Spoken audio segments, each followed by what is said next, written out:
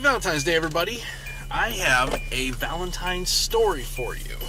The year was 1992.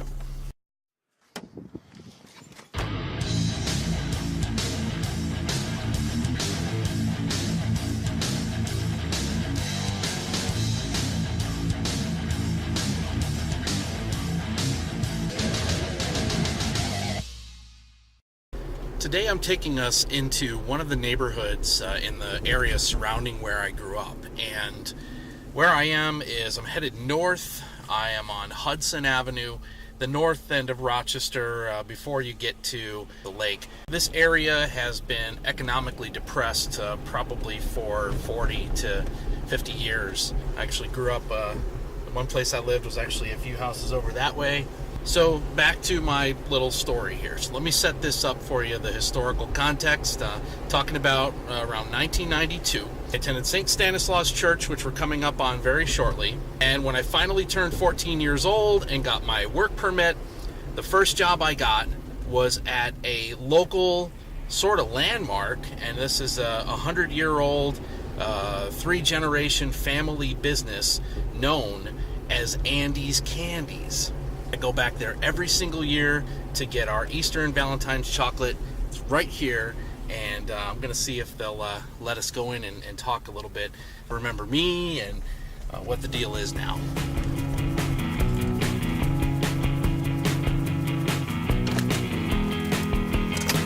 So really, I only get down to this area once or twice a year, and quite frankly, I come down here just to go to Andy's Candies to get the supplies I need for the particular chocolate-bearing holiday. Spent 9 years going into that building every other Friday, right in the middle of class. Gotta love Catholic Church.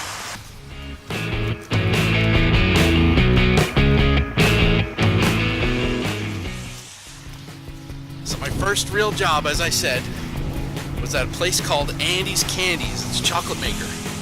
Third generation, family owned, and kind of holds a special place in my heart.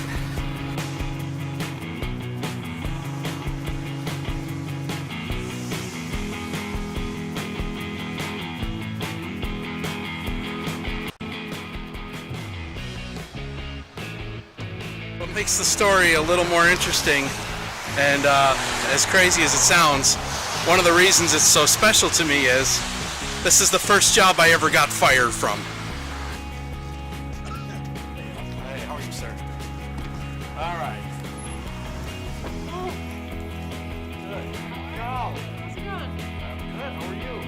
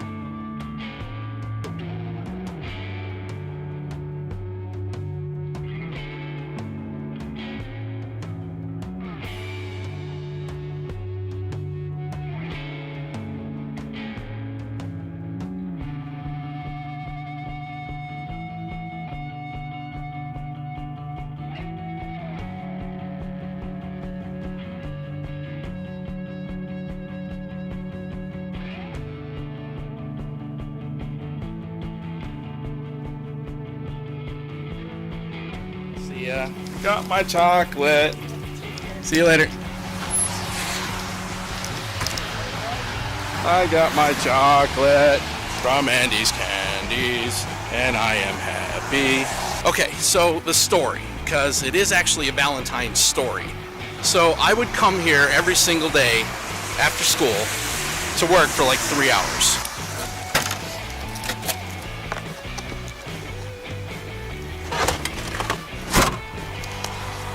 Got a lot of junk in my trunk.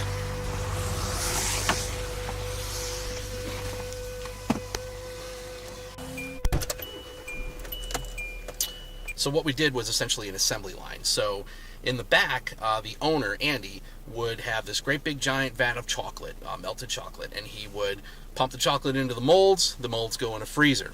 So I'm part of an assembly line.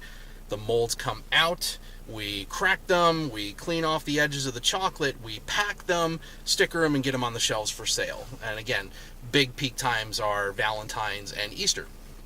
And actually, Jenny, who you met a moment ago, reminded me about the jelly bean room as a young worker was back there freezing his tail off. What it is, in the jelly bean room was sort of an addition to the building, but it's more like a garage. So all of the jelly beans would be packed back there because they needed to stay cold. So you would sit there freezing, trying to weigh and measure and package these freaking jelly beans. Basically, if you were in the jelly bean room, you probably did something stupid, and the boss had sent us back there as a punishment. Saying, okay, great, trip down memory lane, nostalgia, all that. What's this about you being fired from this job? So let me be clear, I'm going to say it again. I love this place. And actually, I love Andy. I love all the people. This is one of the more positive parts of my childhood that I remember. But the last year that I worked here in high school was actually the year that I was dating who is now my wife, who you've seen many times in these videos. So she had a lot of things going on, a lot of moving parts. I had a specific work schedule. I needed to catch a bus every day at 7 o'clock. If I didn't, I was stuck until 8 o'clock. We had an appointment. We had something going on that we absolutely had to do that night. And I had a whole tray, floor-to-ceiling tray of molded chocolate wrap that needed to get put out on the shelves that night. And I kept saying to the owner, I can't miss this. You better work faster. You better work faster. No one would help me. He left me with the work. Finally, we're coming around to 7 o'clock, and I'm like, I can't miss this bus. I'm going to be stuck here for an hour, and I have to be on the other side of town. So I left. Now, look, I was, 17 at the time. I was the cockiest thing on the planet. I knew everything, and I was like, well, Andy be damned. I got to go. I got priorities here, and I didn't think anything of it. I clocked out at my scheduled clock out time, and I left. So I walk into work the next day, and everyone's just kind of looking at me. They don't look too sure about anything as I'm walking through the store area and into the back. And there's a little office with a little 2x3 window where Andy sits, and I see his head pop up in the glass, and I see his face, and he gives me a... So I go trotting back, and I'm acting all aloof like nothing's wrong, and he says to me, what are you doing here? And I said, I am scheduled today, right? You had me on for today. He goes, oh, you seem to be under the impression that you still work here. Oh, that hurt. Well, and so we proceeded to have a very brief conversation. What do you plan to do when you have to work full-time 8 to 5 every single day? And I looked at him, I said, I will work full-time every single day. Look, I had scheduled work hours, and so needless to say, I was given a thank you, but you can see yourself out, and that was the end of my illustrious chocolate packing career at Andy's Candies. But why that's a Valentine's story is because I gave up this job. I made a decision that my girlfriend, i.e. my wife, was more important at that point than what I had promised her would happen. I made that sacrifice because my priority was her. And so now I sit here 25-something years later on Valentine's Day, and I reminisce. And they're all good memories, no matter how you look at it. I plan on coming back to this area in the future and hopefully sharing some more memories with you from my childhood, show you some of the streets that I walked and the neighborhoods that I frequented, and tell you about some of my other adventures and misadventures growing up. For now, I just want to say again to you and to your loved ones, be they significant others, close friends, or family, happy Valentine's Day.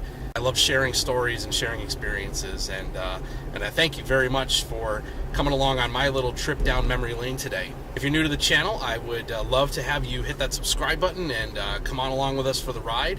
If you are a subscriber, you have heard me say it before, hit the bell next to the subscribe button so you get the notifications when the videos come out. Happy Valentine's Day, everybody. Thanks so much for watching, and I will see you on the road.